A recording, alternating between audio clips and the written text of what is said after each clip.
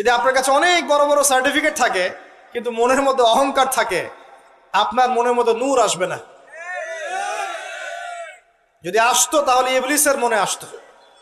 তার জ্ঞানের কোনো কমতি ছিল না, ওয়াস্তাকবার, সে অহংকার করেছিল। আর অহংকার কাকে বলে? মাতারুন নাস, মাতারুল হক ওয়া গামতুন নাস, সত্যকে প্রত্যাখ্যান করা এবং অন্যদেরকে ছোট করা, আন্ডার এস্টিমেট করা।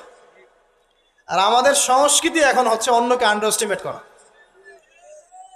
আমাদের চরিত্রই হয়ে গেছে এমন, গীবত, তোহমত, অপবাদ, সমালোচনা, কাদা ছড়াছড়ি, চুল ছেঁড়াছেড়ি, এগুলোই সংস্কৃতি। যতক্ষণ আমরা এই কাজগুলো করতে থাকি ততক্ষণ ওই যে ইসরায়েল, সে আরো 10টা মিসাইল বানিয়ে ফেলে। এই জন্যই বলি যে আমরা মাঝে মাঝে জিলাপি খাই, খোরমা খাই, আর তারা তাদের কাজের দিকে এগিয়ে যায়।